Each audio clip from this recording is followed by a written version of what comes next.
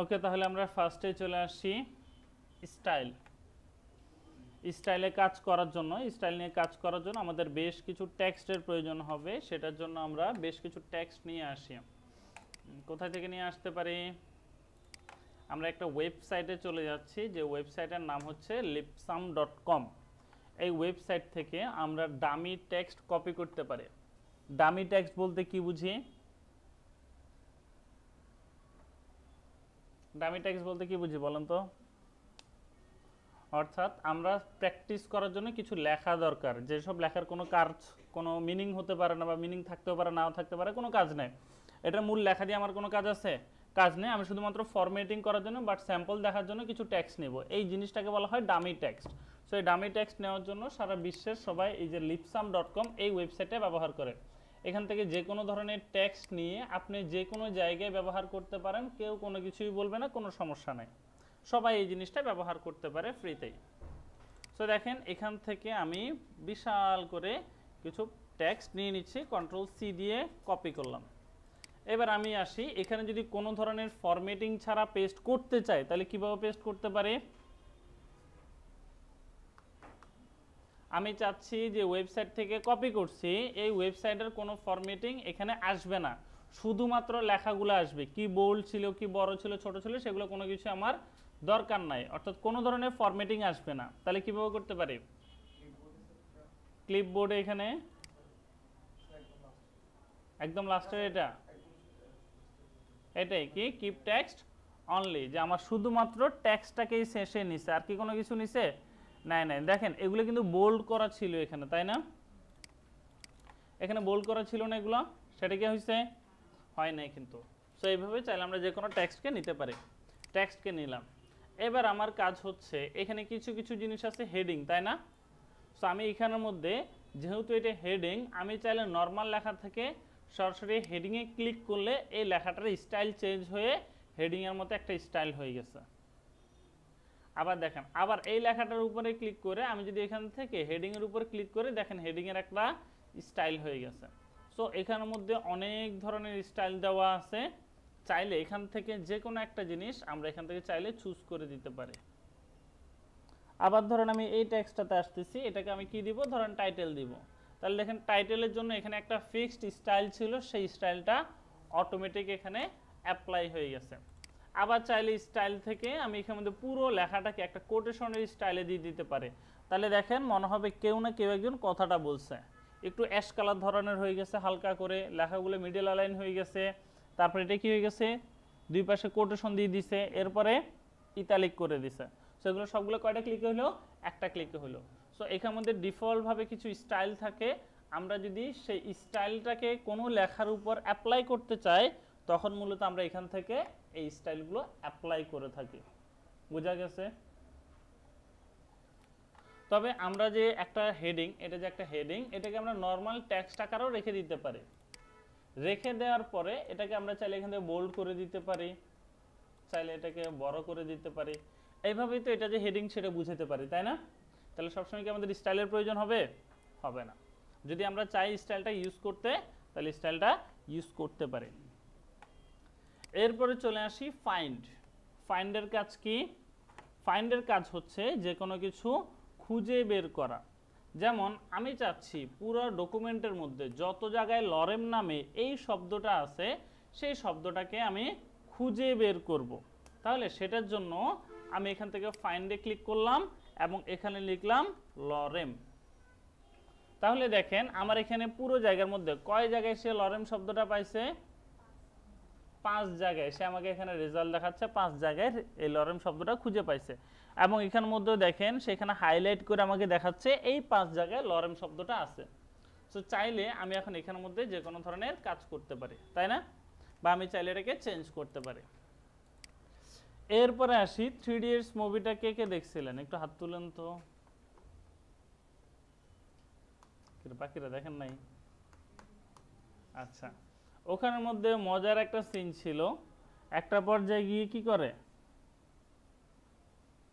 চমৎকার শব্দটাকে যে পরিবর্তন করে দেয় প্রিন্সিপালের একটা ভাষণ দেওয়ার জন্য, মনে পড়ে? যখন ভাষণ দেয় সে কি করে? চমৎকার শব্দটা সে আর বলে না, অন্য ধরনের একটা শব্দ উচ্চারণ করে। এই জিনিসটা সে কিভাবে করছিল বলেন তো? লাইব্রেরিয়ানের পাশে বসে বসে তারা স্ক্রিপ্ট লিখতেছিল, তাই না? কি করতেছিল? লাইব্রেরিয়ান বসে দুজন মিলে কথা বলতেছিল, তাকে বললো যে চমৎকার এই শব্দটার মানে বোঝার জন্য। সে কি বলছে? মানে বোঝার দরকার নাই, যা আছে আমি বলে যাবো, প্যারা নাই, চিল। কারণ সে কি বুঝে না, হিন্দি খুব একটা ভালো বুঝে না, সে শুধু ইংলিশ বুঝে। তো ওখানে যেমন চমৎকার লিখছে, সে অর্থ কি সেটাই জানতো না। পরবর্তীতে কি হলো, একজন এসে চমৎকার লেখাটাকে সম্পূর্ণভাবে চেঞ্জ করে দিল, তখন সে আর চমৎকার বলে না। কিন্তু এই যে লেখাটা পরিবর্তন করতে চমৎকার শব্দটা কিন্তু তার ওখানে অনেকবার ছিল, তাই না? বাট এতবার কি সে লিখে লিখে কি সব জায়গায় চেঞ্জ করতে হয়েছে? চেঞ্জ করতে হয় নাই। তাহলে সে কি করছিল? সে সরাসরি এখানে এসে একটা রিপ্লেসে একটা ক্লিক করে, ক্লিক করার পর সে এখানে লিখলো যে চমৎকার ফার্স্টে, বা ধরেন আমরা এখানে দিলাম কি লরেম, এরপর সে এখানে কি লিখে দিয়েছিল, ধরেন লিখে দিল রহিম। তাহলে এখন যত জায়গায় লরেম শব্দটা ছিল সব জায়গায় এখন কি হয়ে যাবে? অটোমেটিক লরেম এই শব্দটার জায়গায় রহিম এই শব্দটা বসে যাবে। এখানে সর্বপ্রথম আছে রিপ্লেস। রিপ্লেস দিলে শুধুমাত্র একটাকে রিপ্লেস দিবে, আর রিপ্লেস অল দিলে যত জায়গায় রহিম আছে সব জায়গায় দেখেন অটোমেটিক রিপ্লেস হয়ে গেছে। সে কি বলতেছে? All done, we made 5 replacement. সে 5টাকে পাইছে, 5টাকে সে রিপ্লেস করে দিয়েছে। যেমন দেখেন এখন এখানে লেখা কি রহিম ইপসাম, এখানে কি লেখা রহিম ইপসাম। এই যে এইভাবে লরেমের জায়গায় সবগুলোতে রহিম হয়ে গেছে। বুঝতে পারছি? এই হচ্ছে ব্যাপার। এরপর এখানে সিলেকশন থেকে সিলেক্ট অল, এটা দেখাইছিলাম কিবোর্ড থেকে কন্ট্রোল এ, কিবোর্ড থেকে কন্ট্রোল এ, বা এখান থেকে চাইলে সিলেক্ট অল, এই সিলেকশনটা আমরা করতে পারি। সেই হচ্ছে আমাদের হোম মেনুর যে জিনিসগুলো বাকি ছিল, স্টাইল এবং এডিটিং থেকে পার্টগুলো, এগুলো গেল। এরপরে চলে আসি ইনসার্ট। এখান থেকে ফার্স্টে আসি পেজ ব্রেক এবং ব্ল্যাঙ্ক পেজ। ব্ল্যাঙ্ক পেজ জিনিসটা কি? ধরেন আমি চাচ্ছি যে আমি এটাকে একটু জুম আউট করলাম, এখানে টোটাল কয়টা পেজ? 2টা পেজ। আমি চাচ্ছি এই যে 1914 এই লেখাটার আগে আমি মাঝখানে একটা ফাঁকা পৃষ্ঠা চাই, ফাঁকা একটা পেজ চাই, বা ব্ল্যাঙ্ক একটা পেজ চাই। তখন যেটার পূর্বে আমার ব্ল্যাঙ্ক পেজ দরকার সেটার আগে আমি আমার কার্সরটাকে নিয়ে আসলাম, আনার পরে এখন আমি শুধু ব্ল্যাঙ্ক পেজে একটা ক্লিক করলাম, সাথে সাথে কি হলো, ওই লেখার শুরু থেকে কেটে লেখাগুলোকে অন্যদিকে সরাই দিল, আর মাঝখানে ব্ল্যাঙ্ক নতুন একটা সাদা পৃষ্ঠা নিয়ে আসলো। এটা হচ্ছে কি মূলত ব্ল্যাঙ্ক পেজ। এরপর আরেকটা জিনিস আছে পেজ ব্রেক। এটা কি কাজ করে? আমি সেম ভাবেই কাজটা করে কন্ট্রোল জেড দিচ্ছি, আগের মতো হয়ে গেল। এখন যদি আমার প্রয়োজন হয় যে এই লেখাটা সরাসরি এখানে চলে আসবে, শুধু মাঝখানে কোনো ফাঁকা পৃষ্ঠার দরকার নাই, সেটা কিভাবে করব? এখানে এসে কার্সরটা এখানে রেখে তারপর আমি পেজ ব্রেকে একটা ক্লিক করব, সাথে সাথে দেখেন এখান থেকে লেখাটা এই জায়গায় চলে আসছে। অনেকের ক্ষেত্রেই দেখলাম আপনার এখানে হেডিং শেষ, তারপরে এখানে মাঝখান থেকে হেডিং শুরু করছে, এই যেরকম। আরেকটা পেজে লেখা ছিল, যদিও লেখা কোথায় ছিল, আরেকটা পেজে ছিল, যখন দেখছেন নিচের দিকে লেখা আছে সেখান থেকেই হেডিংটা স্টার্ট করছেন, তাই না? এরকম করছিলেন না অনেকে? বাট আপনার কি এটা দরকার আছে? আপনার এখানে যেহেতু পৃষ্ঠাতে যেহেতু আর লেখা নাই, তাহলে কি করবেন? ইনসার্ট থেকে পেজ ব্রেক, তাহলে এই জায়গা থেকে পেজটা ব্রেক হয়ে সরাসরি এখানে চলে আসছে। সো চাইলে এইভাবে আপনারা পেজ ব্রেক দিয়ে কাজটা করতে পারেন। এখন বলুন তো ব্ল্যাঙ্ক পেজ আর পেজ ব্রেক দুটার মধ্যে পার্থক্য কি?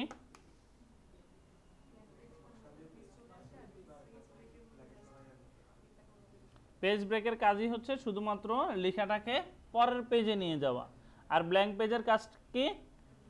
লেখাটাকে পরের পেজে তো নিয়ে যাবে ঠিক, বাট মাঝখানে আরেকটা নতুন পেজ আপনাকে তৈরি করে দিবে। এবার আমরা চলে আসি আমাদের মোস্ট ইম্পর্টেন্ট জিনিসগুলো, সেটা হচ্ছে টেবল এবং পিকচার। ফার্স্টে আসি টেবল।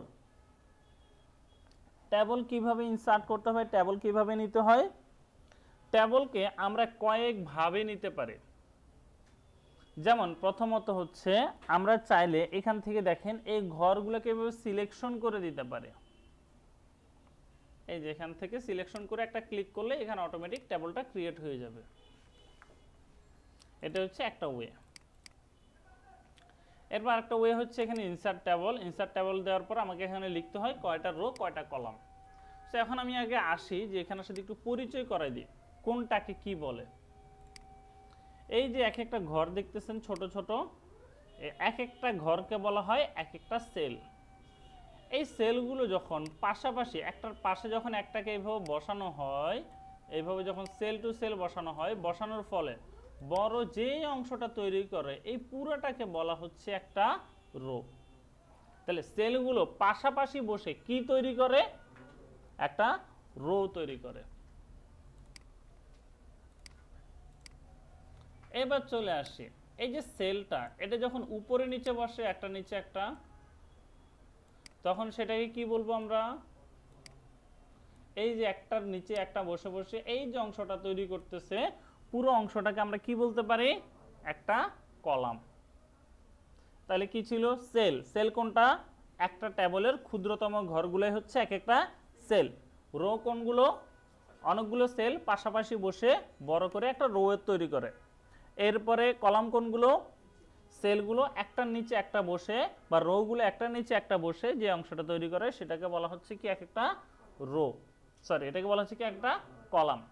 এবার আসি অনেকগুলো রো কলাম সেল মিলে যেটা তৈরি হয় সেটাকে বলা হচ্ছে একটা টেবল। বুঝতে পারছি এবার সেল কি জিনিস, রো কি জিনিস, কলাম কি জিনিস, টেবল কি জিনিস। এবার আসি আমরা এখান থেকে অন্যভাবে টেবলটাকে ইনসার্ট করব। যেমন ইনসার্ট টেবল দিলাম। ইনসার্ট টেবল দেওয়ার পরে আমরা চাইলে এখান থেকে নিতে পারি কলাম, এখান থেকে নিতে পারি রো। কয়টা রো কয়টা কলাম এখানে সংখ্যাটা লিখে দিব। লিখে দেওয়ার পর জাস্ট ওকেতে ক্লিক করলাম, সাথে সাথে দেখেন সেই অনুসারে আমার এখানে একটা টেবল চলে আসছে।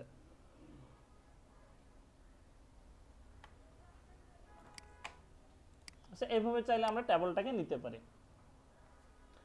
এবার আসি এই যে টেবলটাকে আমরা এখানে নিলাম, নেওয়ার পরে এখন আসি টেবল নিয়ে কাজ করব। টেবলের উপর যখন আমরা কাজ করতে যাব কোনো কিছু কি করা যাচ্ছে এখানে আলাদা করে কোনো অপশন নাই, কিন্তু ইনসার্টের এখানে টেবলে শুধু টেবল ইনসার্ট করার জন্যই অপশন দিছে, আর কোনো ধরনের ফরম্যাটিং এর কোনো অপশন নাই। বাট আমরা যখন টেবলের উপরে ক্লিক করি উপরে দেখেন টেবল টুলস নামে আলাদা একটা অপশন চলে আসছে না? এই অপশনের ভিতরে দেখেন একটা হচ্ছে টেবল ডিজাইন আর একটা হচ্ছে টেবল লেআউট। এটার ভিতরে বিশাল বিশাল করে দুইটা অংশ চলে আসে। বাট আমরা যদি এখানে থাকি, এখন আছে ওগুলো table design table layout. Table design table layout যদি আপনি ইনসার্টে গিয়ে টেবলের ভিতরে খুঁজেন পাবেন? তাহলে কই যেতে হবে? টুলস কই? নাই তো। টুলস পাবো কই? হ্যাঁ, ইনসার্ট টেবলে গেলে টুলস কই? লেআউট কই? আগে আমি টেবলের উপরে ক্লিক থাকতে হবে। টেবলটা যখন আমার সিলেক্টেড থাকবে বা ক্লিক করা যখন থাকবে তখনই এখানে এগুলো শো করবে।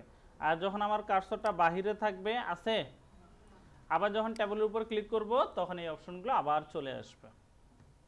সো আসার পরে এখন দুইটা জিনিস দেখি, একটা হচ্ছে লেআউট আর একটা হচ্ছে টেবল ডিজাইন। সো আজকে আমরা লেআউট এবং টেবল ডিজাইন দুইটা জিনিসই দেখব।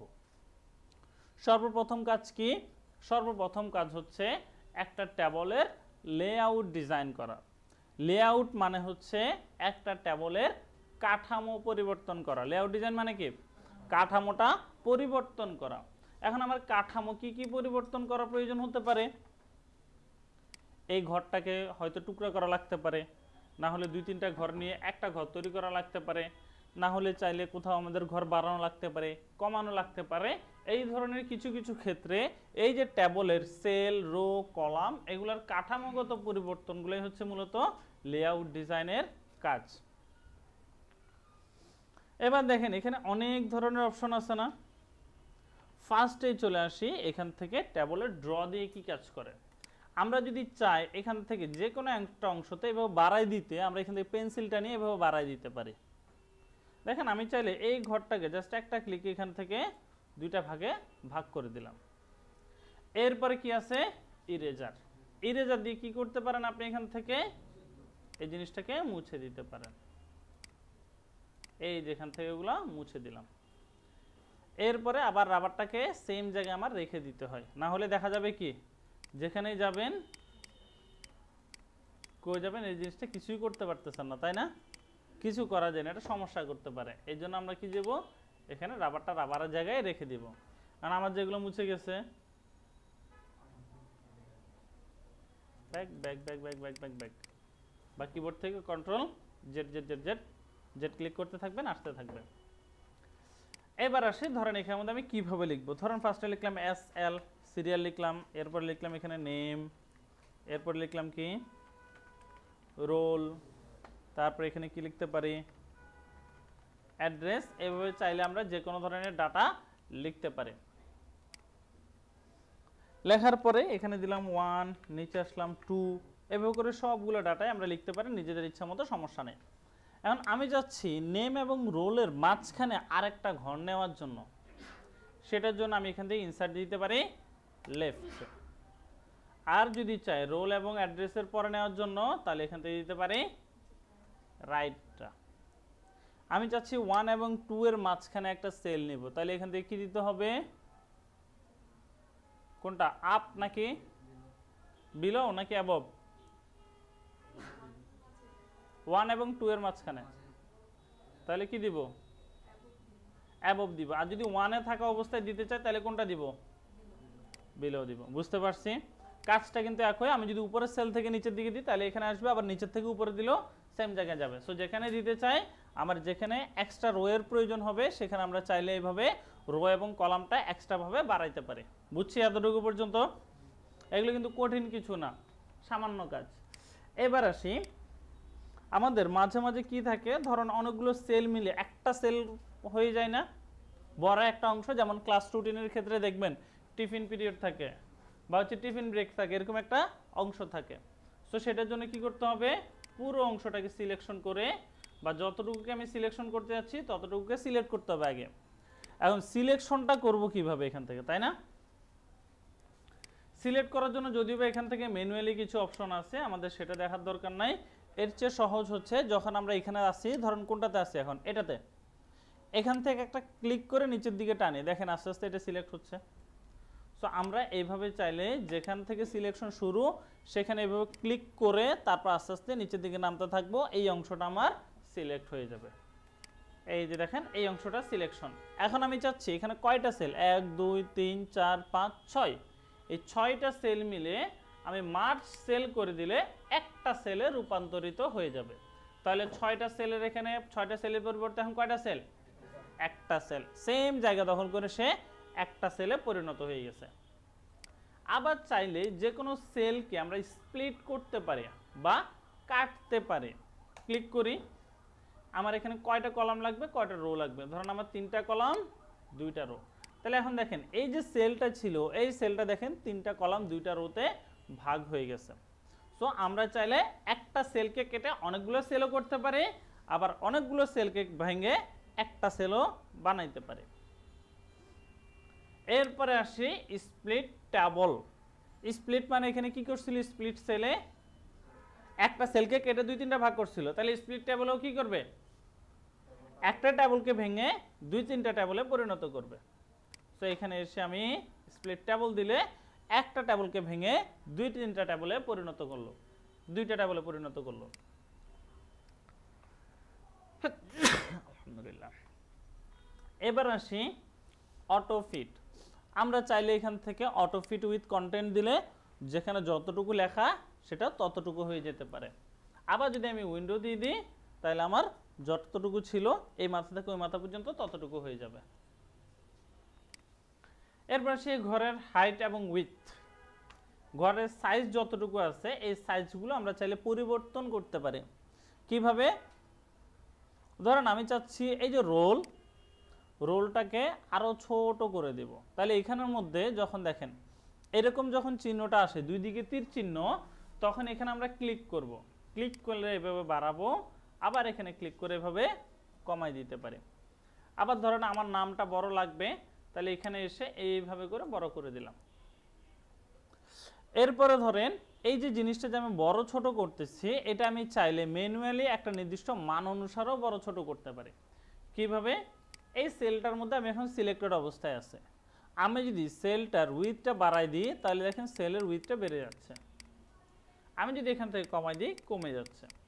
আবার যদি আমি চাই যে সেলের হাইটটা বাড়াবো, বাড়াইতে পারতেছি, আবার যদি কমাইতে চাই এখান থেকে কমাইতেও পারবো। এবারে সেই সেলটা যদি আমি ডিলিট করে দিতে চাই, পারা যাবে? কীভাবে? ওটাতে দেখায় না। এই সেল যদি ডিলিট করতে চাই, ধরেন আমি এখান থেকে এই পুরো অংশটা ডিলিট করে দিব। এই পুরো অংশ যদি আমি ডিলিট করতে চাই তাহলে এখানে ডিলিট কয়েক ধরনের আছে, একটা হচ্ছে ডিলিট কলাম, রো, সেল এবং টেবল। সো আমি যদি সেল ডিলিট করে দিতে চাই, সেলটা ডিলিট করলে এই স্পেসটা কে নিবে সেটা আমাকে দিতে হয়। যেমন আমি কি দিলাম, যখন আমি এখান থেকে ডিলিট করতেছি সেলটা, কি দিলাম, এটা লেফটের দিকে চলে আসবে। তাহলে আমি যখনই সেলটা ডিলিট করে দিয়েছি দেখেন লেফট সাইড থেকে সেলটা এসে এখানে ফিল আপ করে গেছে। নর্মালি আমরা সেল অনেক কম ডিলিট করি, আমরা নর্মালি ডিলিট করি কি পুরো একটা কলাম, আমার এই কলামটা লাগবে না, ডিলিট করে দিলাম, ডান।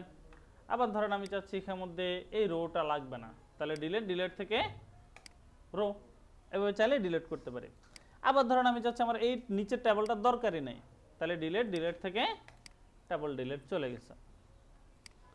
এই গেল আমি একটা ডিজাইন চেঞ্জ করার জন্য কি কি লাগতে পারে, যে কোনো দাগ টানা লাগতে পারে, সেটা মুছা লাগতে পারে, রো অ্যাড করা, কলাম অ্যাড করা, সেলকে ভাঙা, কয়েকটা সেলকে একসাথে করা, এই সবগুলো কাজ আমি এখান থেকে করতে পারি। এবার আসি সেলের মধ্যে আমার যে লেখাগুলো থাকবে এগুলোকে নিয়েও আমরা কিছু কাজ করতে পারি। যেমন দেখেন এখানের মধ্যে নেম, এই লেখাটা এখন কোথায় আছে? লেফটে টপে। আমি চাইলে এই জায়গা থেকে সেটার অ্যালাইনমেন্টটা পরিবর্তন করে দিতে পারি। কিভাবে পরিবর্তন করে দিতে পারে?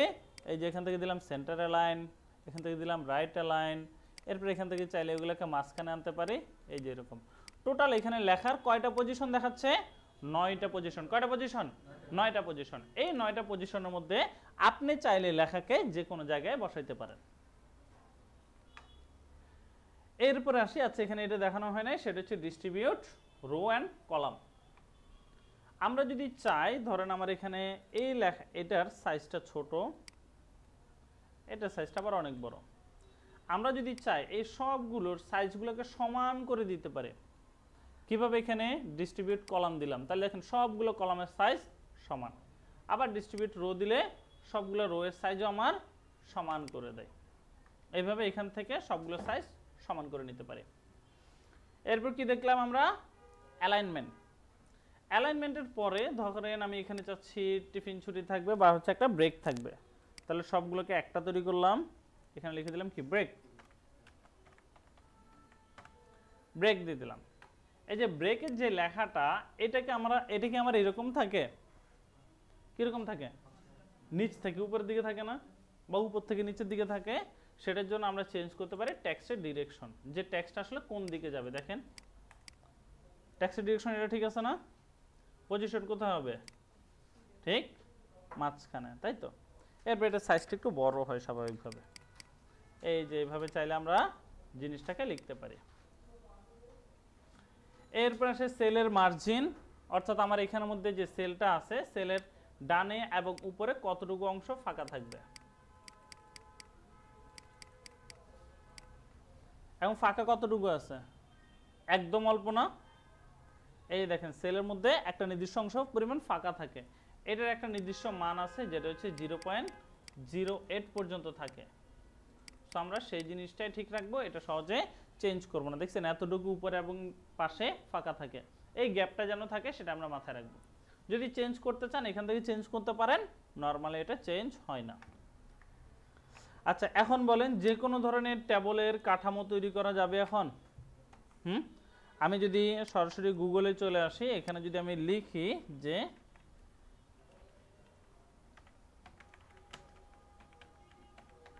ক্লাস রুটিন লিখলাম, তাহলে এখানের মধ্যে যে ধরনের ক্লাস রুটিনগুলো দেখা যায়, এই যে দেখেন কয়েকটা মিলে একটা তৈরি করা, বড় করা, ছোট করা, এখানে এইভাবে এভাবে এরকম ক্লাস রুটিনগুলো কি তৈরি করা যাবে?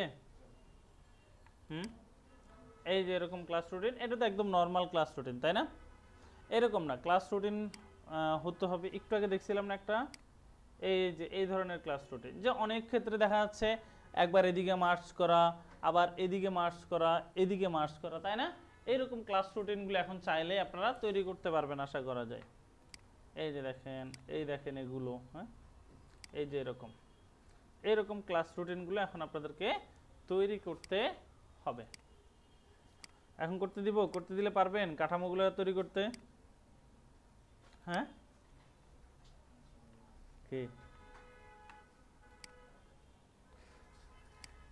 এবার আসি, একটা টেবল শুধুমাত্র কাঠামোটা তৈরি করলে হয় না, সেটা ডিজাইনও করা লাগে, তাই না? কি কি ডিজাইন থাকতে পারে এখানে দেখেন তো, লেখা কালার চেঞ্জ হতে পারে, তারপর হচ্ছে এখানে যে বক্সগুলো আছে বক্সের কালার চেঞ্জ হতে পারে, তাই না? সে কালারগুলো কিভাবে চেঞ্জ করতে পারে, এই যে দেখেন এখানে অনেক ধরনের ডিজাইন করা, এখানেও ডিজাইন করা, তাই না? এই জিনিসগুলো আমরা কিভাবে করতে পারি সেটাও এখন একটু দেখব। সো এখানে একটা টেবল নিচ্ছি আমি আগে, এই যে একটা টেবল নিলাম। এবার আসি এই টেবলটা লেআউটগুলো পারবো। এবার আসি টেবলের ডিজাইন। টেবলের ডিজাইনের জন্য এখানে ফার্স্টে আমরা দেখি টেবলের বিভিন্ন স্টাইল আছে, দেখেন অটোমেটিক ডিজাইন করাই আছে এখানে, এরকম অনেক, এই যে অনেকগুলো ডিজাইন অটোমেটিক এখানে করা আছে। বাট আমরা এখান থেকে না নিয়ে সরাসরি নিজেদের মতো করে টেবলটা ডিজাইন করতে পারি। টেবল ডিজাইন করার জন্য আমার কি কি হতে পারে, টেবলের পিছনে কালার দেওয়া, বর্ডারের কালার দেওয়া, লেখার কালার চেঞ্জ করা, এই ছাড়া আর কিছু? আর কি ডিজাইন হতে পারে? আর কোনো ডিজাইন দেখা যায়? যায় না। সো আমরা দেখবো এখন এই যে এখানে ফিল কালারগুলো কিভাবে চেঞ্জ করা যায়, বর্ডার কালার কিভাবে চেঞ্জ করা যায়, লেখার কালারগুলো কিভাবে চেঞ্জ করা যায়। ফার্স্টে আসি, এই যে এখানের মধ্যে উপরে যে হেডিং থাকে, এখানে ধরেন আমি কিছু একটা লিখলাম SL, তারপরে এখানে কি দিলাম নেম, তারপরে অ্যাড্রেস, তারপরে হচ্ছে আরো কিছু কিছু ডাটা ধরেন এখানের মধ্যে আছে, ধরেন এখানে দিলাম ফোন।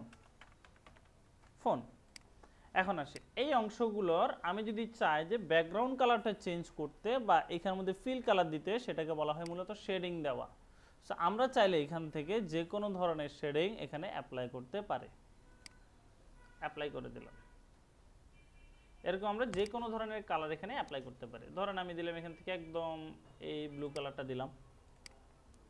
এরপর ধরেন আমি এখানের মধ্যে বাকি অংশটাতে হালকা করে একটা কালার দিব, ধরেন আমি এইরকম একটা কালার দিয়ে দিলাম। এবার আসি আমার বর্ডারের কালার পুরো অংশটাতে, তাই না? ধরেন আমি পুরো অংশটাতে বর্ডারের স্টাইল দিব নরমাল, এটা এখান থেকে এরকমই থাকুক, সমস্যা নাই। কতটুকু মোটা চিকন সেটাও ঠিক আছে। বর্ডার থেকে আমি দিয়ে দিচ্ছি অল বর্ডার, তাই না? এখানের মধ্যে অল বর্ডার দিয়ে দিলাম। তাহলে দেখেন পুরোটার মধ্যে আমার বর্ডার কিন্তু এখন আছে। আমি যদি চাই এখান থেকে কালারটা চেঞ্জ করতে, কালার চেঞ্জ করে দিলাম। এখন যদি আবার অল বর্ডার দিই, তাহলে দেখেন ওই কালারের পুরোটাতেই বর্ডারটা হয়ে গেছে। এবার চাচ্ছি আমি যে সবগুলাতে না, আমার এটা ধরেন আর একটু মোটা দেখে একটা হবে, সেটা শুধুমাত্র আমার আউটসাইডে থাকবে। তাহলে ফার্স্ট আমি কি বর্ডার দিছিলাম? অল বর্ডার দিছিলাম। এবার আমি কি বর্ডার দিচ্ছি? আউটসাইড, শুধুমাত্র চারপাশে বর্ডারটা থাকবে। আচ্ছা, এই জিনিসগুলো আমরা দেখছিলাম লেফট রাইট বটম, এই বর্ডারগুলো মনে পড়ে কোথাও দেখছিলাম বলে? প্যারাগ্রাফের ওখানে দেখছিলাম না? প্যারাগ্রাফের লেফটে বর্ডার দেওয়া, রাইটে বর্ডার দেওয়া, চারপাশে বর্ডার দেওয়া, এরকম অপশন দেখছি না? সেম ভাবে আমরা চাইলে এখান থেকেও সেম জিনিসগুলো। তো আমি ফার্স্টে অল বর্ডার দিয়ে দিয়েছিলাম, এবার কি দিচ্ছি? আউটসাইডে বর্ডার দিচ্ছি। তাহলে এখন অল বর্ডারটাও আছে, আবার আউটসাইডে এক্সট্রা আলাদা একটা কালার দিয়ে সে বর্ডারটাও আছে। এবার চলে আসি এখান থেকে লেখার কালারটা পরিবর্তন।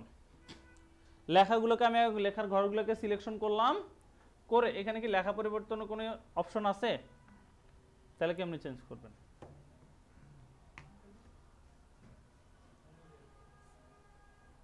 হোমে গিয়ে লেখা কালার হোয়াইট করে দিলাম। এখন ঠিক আছে? সো এইভাবে করে চাইলে যে কোনো কিছু লেআউট এবং ডিজাইন যে কোনো কিছু পরিবর্তন করা যায়। এবার আপনাদের কাজ হচ্ছে পিসিগুলো অন করেন, অন করে আমাকে একটা ক্লাস রুটিনের টেবল তৈরি করে দেন। সবাই অন করেন। আমরা যদি এই রুটিনটার উপরে ক্লিক করি, এখানের মধ্যে দেখেন আসতে অনেকক্ষণ লাগতেছে, ধরেন আমি এটা ডাউনলোড করতেছি।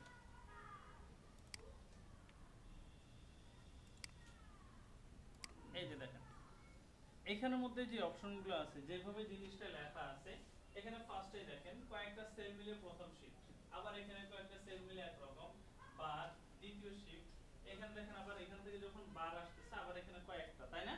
এই যে এই ধরনের ফরম্যাট যেগুলো আছে এগুলো নিজেরা ট্রাই করবেন এই ধরনের ফরম্যাটগুলো তৈরি করার জন্য। সরাসরি একদম ইজি দেখে ফরম্যাট যেগুলো আছে সেগুলো না। মাঝের শেলটা কিভাবে একেবারে ক্লিয়ার করবে, মানে থাকবে বাট এখানে কোনো লেখা থাকবে না কোন জায়গায়, যেমন এই যে অংশটা, এই অংশটা, এটা একেবারে ক্লিয়ার করতে গেলে আমরা এখান থেকে একটা সেল নিলাম, সবগুলোকে ধরলাম, ধরে এখন লেআউট থেকে এটা সবগুলোকে মার্জ সেল করে দিলাম। এই যে দেখেন মাঝখানটা একদম ক্লিয়ার হয়ে গেছে, এই যে দেখেন এইভাবে, ঠিক আছে? সো এরকম আপনারা চাইলে রাখতে পারেন। এই ছিল ব্যাপার। আপনাদের হোমওয়ার্ক থাকবে একটা টেবল তৈরি করা। এই যে এরকম সুন্দর সুন্দর যে ক্লাস রুটিনগুলো আছে, যেগুলো একটু জটিল জটিল মনে হয় সেগুলো তৈরি করবেন। তৈরি করার সময় যদি কোথাও আটকে যান, যেমন দেখেন এগুলো একদম ইজি ইজি ক্লাস রুটিন, তাই না? তো এই ধরনের ক্লাস রুটিনগুলো নিজেরা ডিজাইন করবেন বা নিজেরা এই জিনিসগুলো তৈরি করবেন, তৈরি করে জমা দিবেন। আপনাদের প্রথম হোমওয়ার্ক থাকবে একটা ক্লাস রুটিন তৈরি করা। এরপরে আসি ইনসার্ট থেকে। এরপর আমাদের পরের অপশনটা কি? পিকচার। এই mouse click of, mouse click বন্ধ রাখেন। এখন এদিকে খেয়াল করেন, নিজের মনিটর না, এখন এখানে এখনো ক্লিক হচ্ছে, খেয়াল করে। এবার আমরা চলে আসব পিকচারে। আমরা যদি মাইক্রোসফট ওয়ার্ডে কোনো ধরনের ছবি আনতে চাই বা পিকচার নিয়ে কোনো কাজ করতে চাই, তখনই মূলত আমরা এই পিকচার নামক অপশনটাতে চলে আসব। পিকচারে আসার পর সর্বপ্রথম দেওয়া আছে দিস ডিভাইস, অর্থাৎ পিকচার নেওয়ার জন্য আমি এই ডিভাইসটাকে চুজ করতেছি। সো এখানে আমাকে আগে জানতে হবে আমার কম্পিউটারে কোনো পিকচার আছে কিনা, থাকলে কোন পিকচারটা কোথায় আছে সেটা আমরা জানতে হবে। যেমন আমি জানি যে ডাউনলোড নামক অপশনে আমার কিছু পিকচার আছে, সেই অপশনে আমি চলে আসলাম। আসার পর দেখেন এখানে কি পিকচার আছে, সুন্দর সুন্দর বার্গার আছে, মানুষের ছবি আছে, ফুল পাখির ছবি আছে। সো আমি এখান থেকে বার্গারটাকে সিলেক্ট করলাম, সিলেক্ট করে ইনসার্টে ক্লিক করলাম। সাথে সাথে দেখেন আমার এখানে বার্গারটা চলে আসছে। জুম আউট করতেছি যাতে করে দেখতে পারেন।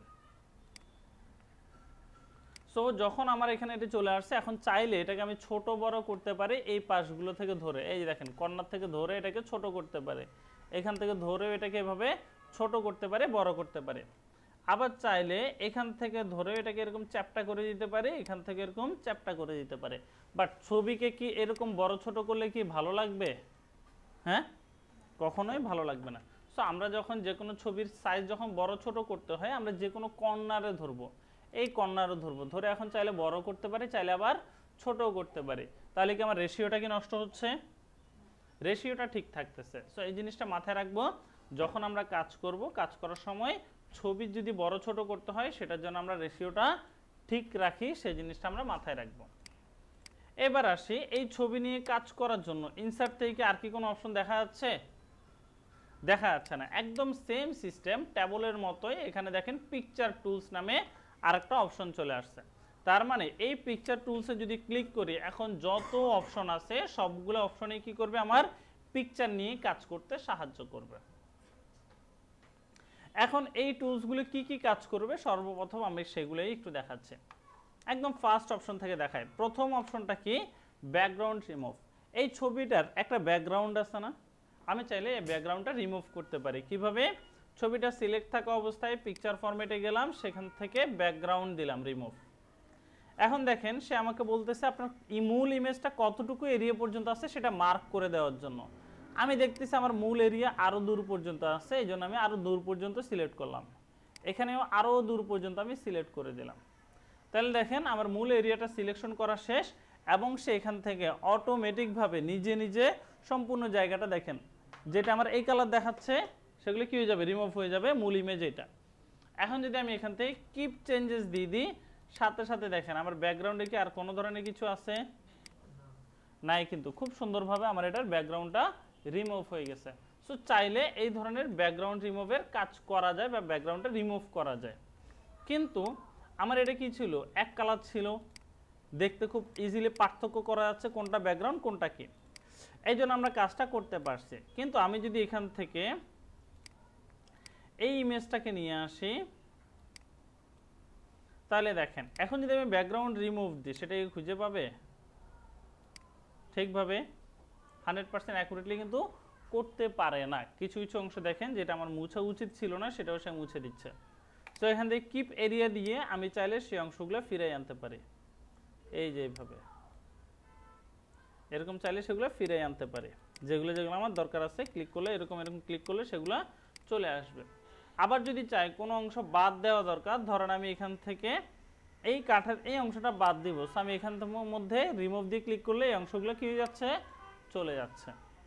এরপর আমি কিপ চেঞ্জ দিলে সেই জিনিসটা দেখেন তার ব্যাকগ্রাউন্ডে রিমুভ হয়েছে। এখন এই ব্যাকগ্রাউন্ড রিমুভটাকে সুন্দরভাবে কি হয়েছে দেখেন তো, হ্যাঁ হয় নাই। কিন্তু এর আগে যেটা ছিল, আমরা কন্ট্রোল জেড জেড দিয়ে সামনের দিকে যাই, এর আগে যেটা ছিল এটার ব্যাকগ্রাউন্ড কি সঠিকভাবে রিমুভ হয়েছিল, হয়েছিল। কারণ এই ছবিটার কোয়ালিটি ভালো, ছবিটার ব্যাকগ্রাউন্ড ক্লিয়ার, এই জন্য রিমুভ করা গেছে। ওটার ব্যাকগ্রাউন্ডও অনেক ধরনের কালার ছিল, আর একটু ঝাপসা ঝাপসা ছিল, ছবির কোয়ালিটি ভালো ছিল না, এই জন্য করা যায় নাই।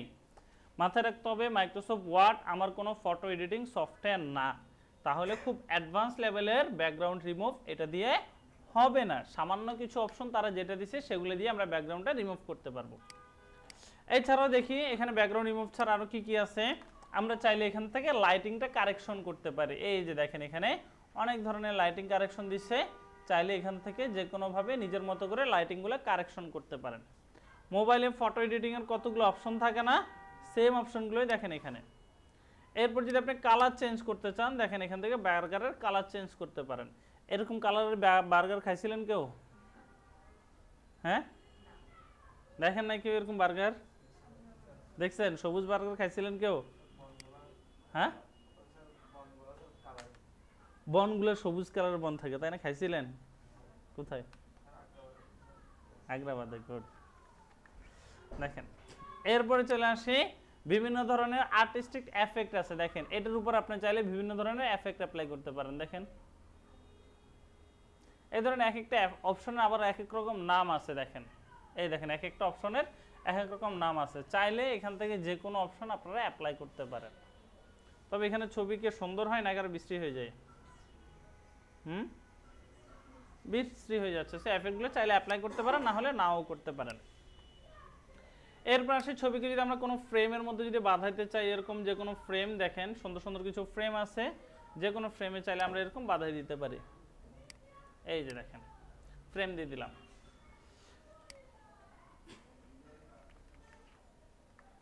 এরপর আসি ফ্রেমের পরে এখানে কি আছে, পিকচার আর বর্ডার। যদি কোনো ধরনের বর্ডার দিতে চান সেই বর্ডারটাও এখান থেকে দিতে পারেন। এখানে বর্ডারটা কি কালারের বর্ডার দিবেন, তারপর ধরেন বর্ডার দিব এই কালারের, বর্ডারটা আমরা কতটা মোটা দিব চিকন দিব সেটা আমরা এখান থেকে দিতে পারি। এবার চাইলে পিকচারে বর্ডার দেওয়া যায়। এরপর এখানে আরও বেশ কিছু ধরনের এফেক্ট আছে পিকচারের উপর, যেমন কোন ধরনের যদি শ্যাডো দিতে চাই আমরা এখানে, যেমন এই যে একটা শ্যাডো অ্যাড করলাম, দেখেন এই পাশে একটা শ্যাডো চলে আসছে। শ্যাডোর পাশাপাশি এখানে যদি আমরা রিফ্লেকশন দিতে চাই, ধরেন এটা দিলাম, এই যে দেখেন নিচে বার্গার একটা রিফ্লেকশন চলে আসে। এরপরে কি কি আছে এফেক্ট থেকে, আরো সফট এজ আছে, মানে একেবারে এজের দিক থেকে জিনিসটা একদম সফট হয়ে যাবে, এই যে একদম মিলে যাবে এটা ব্যাকগ্রাউন্ডের সাথে। এরপরে এখান থেকে গ্লো আছে, এই যে এখানে বিভিন্ন ধরনের গ্লো এফেক্ট দেওয়া যায়। তারপর সেই ধরনের এখান থেকে ব্যাবেল আছে, এরপর আবার এখান থেকে 3D আছে, কিভাবে শো করতে চান সেই অপশনগুলো। বাট এত অপশনগুলো আসলে আমাদের পিকচারের ক্ষেত্রে কাজে লাগে না। আমি যদি চাই যা যা এতক্ষণ গুতাগুতি করছি সব কিছু আগের মতো করে দিতে, তাহলে এই যে এখান থেকে দেখেন রিসেট পিকচার নামে একটা অপশন আছে, এক ক্লিকে একদম ফার্স্টে আমাদের ইমেজ, অরিজিনাল ইমেজটা যেমন ছিল ঠিক তেমনই হয়ে যাবে। এবার আসি পিকচারের পজিশন। এই পিকচারটার আমি ব্যাকগ্রাউন্ডে রিমুভ করে দিচ্ছি আবারও।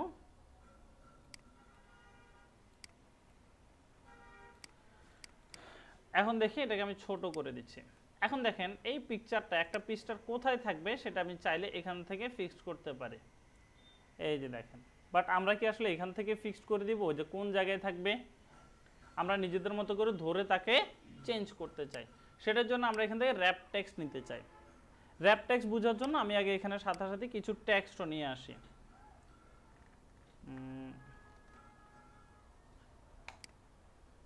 বেশ কিছু টেক্সট আছে আমার এখানে, দেখেন। এখন দেখেন এই যে লেখাটা এই মুহূর্তে পিকচারের সাথে কি অবস্থায় আছে দেখেন তো, ইনলাইন উইথ টেক্সট, টেক্সটের সাথে সে একই লাইনের মধ্যে বসে আছে না, দেখেন তো। এই যে দেখেন একদম লাইনের মাঝখানে এসে সে বসছে না, তাহলে সে লাইনের সাথেই সেটা মিশে যাচ্ছে। এছাড়াও আমরা যদি চাই এটাকে স্কোয়ার করে দিতে পারি, দেখেন সেই স্কোয়ার আকারে বসে যাবে যে কোনো লাইনের সাথে। এরপর কি আছে এখানে, টাইট আছে, দেখেন টাইট দিলে কি হচ্ছে, সে যতটুকু সে তার পিকচারের বর্ডার যতটুকু সেটা না, মূল পিকচারটা কতটুকু আছে ব্যাকগ্রাউন্ড ছাড়া সেই অংশ পর্যন্ত লেখাগুলা চলে আসে। সো চাইলে আমরা পিকচারটাকে এইভাবেও বসাতে পারি বার্গারের সাথে। এরপর চাইলে থ্রো দেওয়া যায়, থ্রো টাইট এগুলো একই ধরনের কাজই করে। এরপর হচ্ছে কি টপ অ্যান্ড বটম, অর্থাৎ আপনি লেখার উপরে এবং নিচে লেখাটা রাখবেন, বার্গারটা মাঝখানে রাখবেন। এরপর চাইলে আপনি বিহাইন্ড দ্য টেক্সট দিতে পারেন, তাহলে কোথায় চলে গেছে, টেক্সটের পিছনে চলে গেছে। আবার চাইলে এটা আপনি ইন ফ্রন্ট অফ টেক্সটও দিতে পারেন, যেটা টেক্সটের উপরে ঘোরাঘুরি করবে এইভাবে এইভাবে। সো আমরা এখান থেকে চাইলে যে কোনো ধরনের অপশনগুলো চুজ করতে পারি। এবার আসে নর্মালি আমাদের কোনটা ব্যবহার হয় বলুন তো, স্কোয়ারটাই সবচেয়ে বেশি ব্যবহার হয়, এই যে এরকম। আর যদি সেটা পিএনজি ছবি অর্থাৎ যদি ব্যাকগ্রাউন্ড ছাড়া ছবি হয়, তাহলে সেই ক্ষেত্রে এখান থেকে টাইটটাও ব্যবহার হইতে পারে। এছাড়াও চাইলে আমরা ইন ফ্রন্ট অফ টেক্সটটাকেও ব্যবহার করতে পারি, অর্থাৎ এটা কোথায় থাকবে, লেখার উপরে থাকবে। সো আমরা যদি ফার্স্ট অফ অল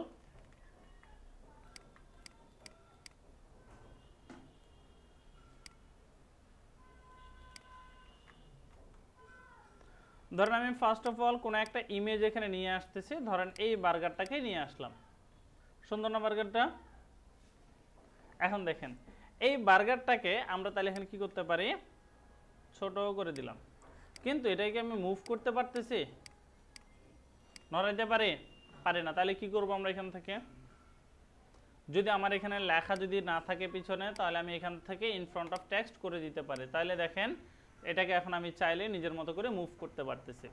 তার মানে একটা পিকচারকে র্যাপ টেক্সট থেকে চেঞ্জ করা ছাড়া আমরা সেটাকে মুভ করতে পারবো না, এটা মাথায় রাখবো। আর যদি মনে করেন সেফ জোনে থাকতে চান, তাহলে স্কোয়ার বা টাইট দিয়ে দেন, স্কোয়ার অবস্থায় রেখে এবার আপনি যে কোনো দিকে মুভ করতে পারেন। সো এবার চলে আসি, এখানে যদি আমাদের একাধিক পরিমাণ ছবি যদি থাকে, ধরেন আমি এখান থেকে সাকিবকে নিয়ে আসি, তারপরে পাখি গাড়ি নিয়ে আসলাম, ইনসার্ট, এখানে কি আছে, পাখি।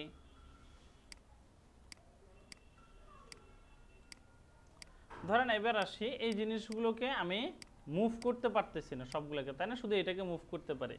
গাড়িকে মুভ করা যাচ্ছে, এটাকেও মুভ করা যাচ্ছে না, তাহলে কি করতে হবে, র্যাপ টেক্সটে কি দিব, স্কোয়ার দিয়ে দিলাম। তাহলে এবার আমি ছোট করে দিলাম, চাইলে যে কোনো দিকে মুভ করতে পারি। আবার পাখিকে কি করব, স্কোয়ার করে দিলাম, এই যে দেখেন এখন চাইলে যে কোনো দিকে মুভ করতে পারি। এখন দেখেন তো আমার এখানে বার্গার, আমার এখানে ছবি কয়টা, ছবি কয়টা, 3টা। কোনটা উপরে, কোনটা নিচে, কোনটার পরে কে, সবার পিছনে, তার সামনে পাখি। তাহলে আমার এখন পিছনে নেওয়া দরকার কোনটা, পাখিটাকে, তাই না। তাহলে পাখিটাকে পিছনে নিতে চাইলে আমি এখানে দিতে পারি সেন্ড ব্যাকগ্রাউন্ড, ক্লিক করলাম, একটা ব্যাকে চলে গেল, তাই না। আবার ক্লিক করলাম, আরো ব্যাকে চলে গেছে।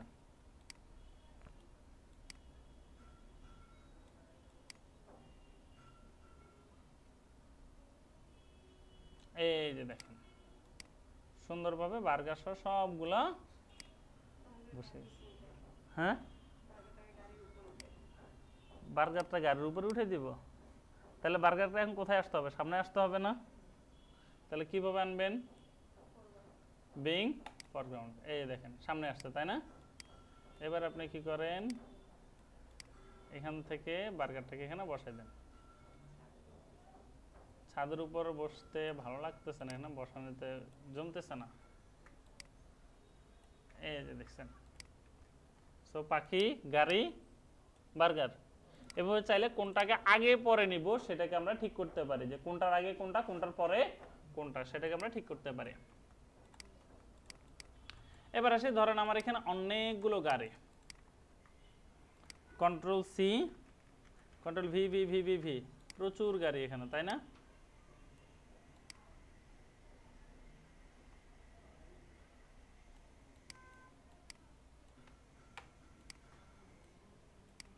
তো গাড়ি,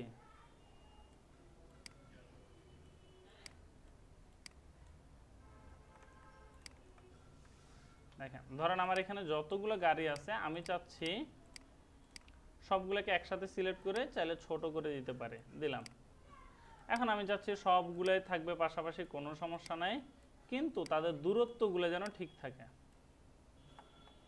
বা তারা যেন এক সমান লাইন বরাবর থাকে, তাই না? তাহলে আমি সবগুলো গাড়িকে আগে সিলেক্ট করি, এখান থেকে সিলেক্ট করলাম।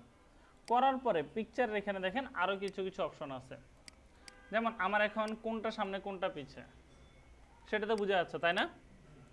এই যে এখানে দেখেন কোনটা আগে কোনটা পরে। আমরা যদি চাই এটাকে পিছনে নিতে, তাহলে কি করব? সেন্ড ব্যাকগ্রাউন্ড, তাহলে পিছনে চলে আসে, আবার সামনে দিলে সামনে আসে। ধরেন আমার এখানে অনেকগুলো থাকতে পারে না একসাথে গাড়ি,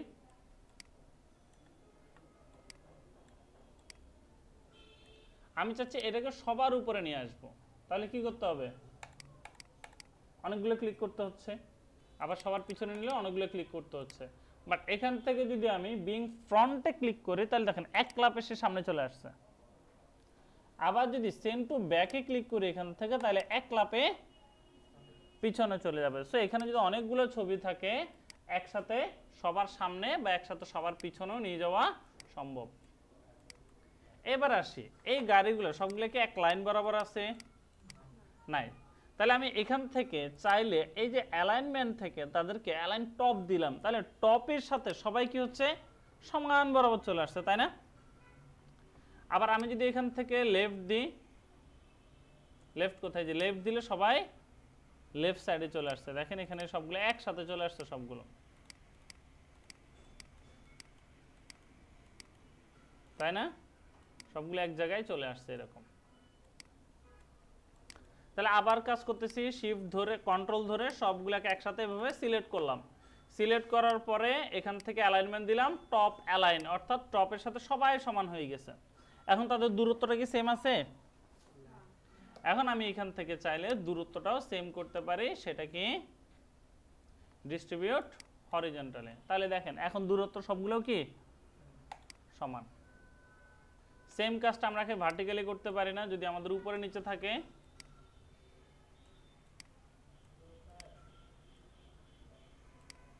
করা যাবে। এখান থেকে সবগুলোকে সিলেক্ট করলাম, ফার্স্টে কোন দিকে আনবো?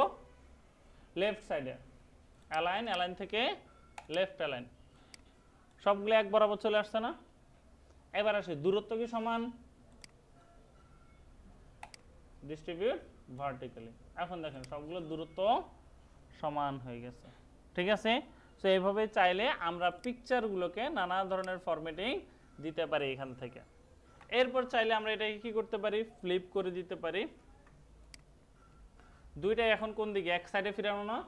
আমি ধরেন এই দুটাকে মুখামুখি করে দিতে চাচ্ছি, তাহলে এটাকে করে দিলাম এরকম। কেউ ধরেন ডান হাতে ভাত খাচ্ছে, আপনি তাকে ফ্লিপ করে দিলেন, তাহলে সেটা কি হয়ে যাবে?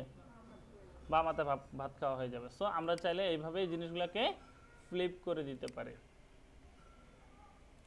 এই যে ধরেন এটা এরকম করে দিলেন, নিচ দিয়ে চলা যায়, কোন দিকে চলতেছে? উল্টায় চলতেছে। এই যে দেখেন এরকম যা ইচ্ছা ঘুরে দিতে পারেন এরকম। এরপর চলে আসি, ধরেন আমরা চাচ্ছি এই তিনটা গাড়িকে সিলেক্ট করে একটা গ্রুপ করে দিতে, এখান থেকে তিনটা মিলে এখন একটা গ্রুপ হয়ে গেছে। আবার চাইলে এখান থেকে আনগ্রুপও করে দিতে পারে, তিনটা এখন কি আলাদা আলাদা হয়ে গেছে, তাই না? সেইভাবে আমরা এগুলোকে চেঞ্জ করে দিতে পারি। এরপর কি আছে? ক্রপ করা। লেখা না, ছবিকে মাঝে মাঝে আমাদের এখান থেকে অর্ধেক কেটে ফেলে দিতে হয়। ধরেন এটা আমি ফেলে দিব, এতটুকু কাটলাম, ক্রপে ক্লিক করলাম, দেখেন এই অংশটা কেটে গেছে। আবার যদি আমি এখান থেকে আসি, এখান থেকে এসে আবার সেটাকে আমি চাইলে আবার ফিরাই আনতে পারবো। এই যে দেখেন এখানে ক্লিক করলাম ক্রপ, সেটা এখান থেকে কেটে দিলাম, ক্রপ ডান, কেটে গেছে। আবার যদি ফিরে আনতে চাই ক্রপে আসলাম, এখান থেকে চাইলে আমি সেটাকে ফিরে আনতে পারি, ডান। আবার চাইলে এখান থেকে সাইজ যদি পরিবর্তন করতে চাই দেখেন বাড়াইতে পারি, কমাইতে পারি নিজের ইচ্ছা মতো, কিংবা এখান থেকেও চাইলে সাইজটাকে বাড়ানো কমানো যায়। সো এই হচ্ছে মূলত পিকচারের বেশ কিছু ফরম্যাটিং।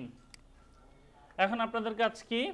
আপনাদের কাজ হচ্ছে ট্যাবলের ফরম্যাটিংগুলো, ট্যাবলগুলো এবং পিকচার নিয়ে যে কাজগুলো আছে, এখানে যতগুলো অপশন আছে সেগুলো নিজেরাই একটু ঘেটে ঘেটে দেখবেন যে পিকচার দিয়ে কী কী করা যায়, পিকচারের কালার চেঞ্জ করা যায় কীভাবে, লাইটিং কীভাবে চেঞ্জ করা যায়, এফেক্ট কীভাবে অ্যাপ্লাই করা যায়, পিকচারগুলোকে কেটে ফেলা, এইভাবে যতগুলো অপশন আছে সবগুলো অপশন নিজেরা একটু প্র্যাকটিস করে দেখবেন। তাহলে আজকে আমরা কাজ দেখলাম কি কি? এখানে কি কি দেখলাম? Paragraph style, find, replace, blank page, page break, ট্যাবলের ডিজাইন এবং লেআউট, পিকচার ইনসার্ট করা এবং সেগুলোকে ফরম্যাটিং করা। সো আপনাদের হোমওয়ার্ক কি থাকবে? একটা ক্লাস রুটিন তৈরি করা, এরপর টাইপ করে কিছু ফরম্যাটিংয়ের কাজও দিব। এবার আসি, আপনাদেরকে যেহেতু ইয়া সহ দেখানো হয়েছে, ইমেজ সহ দেখানো হয়েছে, সেই ক্ষেত্রে এখন আপনাদেরকে করতে হবে এইরকম ক্লাস রুটিন পুরোটা। তাহলে আপনার এখানে অবশ্যই পিকচার থাকবে ইন ফ্রন্ট অফ টেক্সট দিয়ে, এখানেও পিকচার থাকলো বা এই পাশে স্কুলের লোগো থাকলো, এরপর স্কুলের নামটাম এগুলো সুন্দরভাবে থাকবে, এরপর আপনি সুন্দর করে ক্লাস রুটিনটা তৈরি করবেন। বোঝা গেছে? সো এরকম সুন্দরভাবে পিকচার অ্যাড করার সহই কিন্তু আপনাকে ক্লাস রুটিনটা তৈরি করতে হবে। পিকচার থাকবে অবশ্যই, নামটাম সবই থাকবে, এরপর হচ্ছে আপনার এখানে ক্লাস রুটিনটা থাকবে। বুঝতে পারছি? সো আপনাদের হোমওয়ার্ক থাকবে একটা ক্লাস রুটিন তৈরি করা, এর পাশাপাশি আপনাদের আরেকটা প্রজেক্ট থাকবে পিডিএফ দেখে ফরম্যাটিং করা এবং লেখা। আমরা আপনাদের গ্রুপে চলে যাচ্ছি 16 গ্রুপে, এখানে দেখি পোস্টগুলো। এই যে মাইক্রোসফট ওয়ার্ডের রিসোর্স, এখান থেকে এই যে রিসোর্স লিঙ্কে চলে যাচ্ছি। এখান থেকে এই যে দেখেন এক্সট্রা প্র্যাকটিস ফাইল, গত ক্লাসে করছিলেন কি বেসিক প্রজেক্টটা করছিলেন না? এক্সট্রা প্র্যাকটিস ফাইলের এখানে দেখেন কিছু ফাইল দেওয়া আছে, এখানের মধ্যে এই ফাইলটাকে আমি ডাউনলোড করি, পিডিএফ ফাইল। এই পিডিএফ ফাইলটাতে কি আছে দেখেন, এই জিনিসটা আপনাদেরকে কমপ্লিট করতে হবে।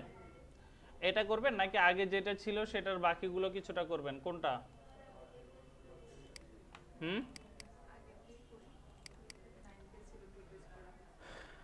আচ্ছা এটা না তো বেসিক প্রজেক্ট না তো। আচ্ছা আপনারা কোনটা যেন করছিলেন? ফার্স্ট মিড টার্মের এটা করছিলেন তাই না? আচ্ছা আই থিঙ্ক ওইটা হচ্ছে এইটার প্র্যাকটিস করাটাই বেশি ভালো হবে। আপনারা এখানে পরবর্তী 3টা পেজ কমপ্লিট করবেন। নেক্সট ক্লাস কবে? আজকে কি বার?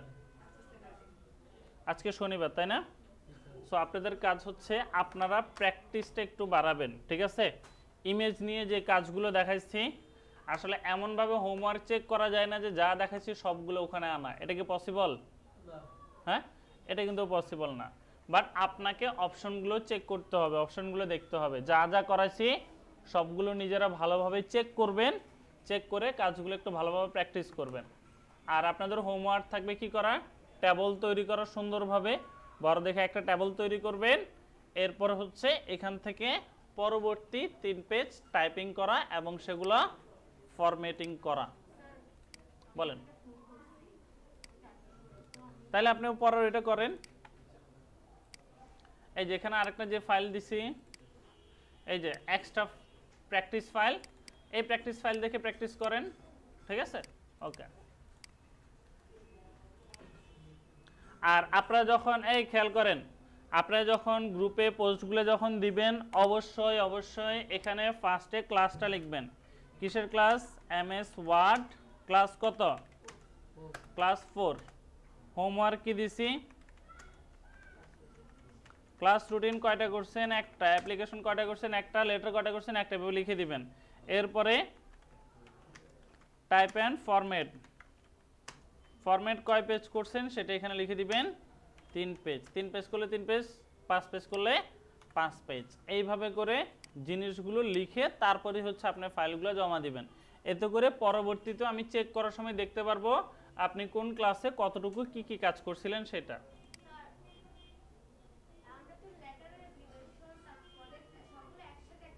একটা ফাইলে দিলেই হবে, আলাদা আলাদা ফাইলে দেওয়ার দরকার নাই, একটা ফাইলেই দিবেন, সমস্যা নেই। এই যে এখানের মধ্যে একসাথে লিখে দিবেন এই ফাইলের মধ্যে কি কি দিবেন, ক্লাস নাম্বারটা লিখবেন আগে, তারপরে কি কি কাজ করছেন সেগুলো লিখে তারপরেই হচ্ছে পোস্ট দিয়ে দিবেন, ঠিক আছে? এটা যেন সবার মাথায় থাকে। আর প্রয়োজনে আগের যে পোস্টগুলো আছে সেগুলো তো কি করতে পারেন, এডিট করে দিতে পারেন। এই যে দেখেন আমার এখানে ধরেন পোস্টটা করে দিলাম, বাট এরপরে এখান থেকে আমি এডিট পোস্ট করতে পারতেছি, তার মানে আমি চাইলে আগেরগুলো ঠিক করে দিতে পারবো না? তো এইভাবে সবাই আগের কাজগুলোতে, আগের পোস্টগুলোতে এডিট করে দিয়ে দিবেন কোন ক্লাসে কি কি কাজগুলো কমপ্লিট করছিলেন, ঠিক আছে? সো আমি যেন ওয়ার্ড শেষ হওয়ার পরে প্রতিটা মেম্বারের উপর যখন আমি ক্লিক করে যাব, আমি যেন তার সবগুলো কাজ এখানে কোন ক্লাসে কি কি করছেন সবগুলো যেন আমি একসাথে দেখতে পারি। বোঝা গেছে? যারা কাজগুলো করতেছেন না কাজ করে নেন। আর লাস্ট ক্লাসে কারা কারা অ্যাবসেন্ট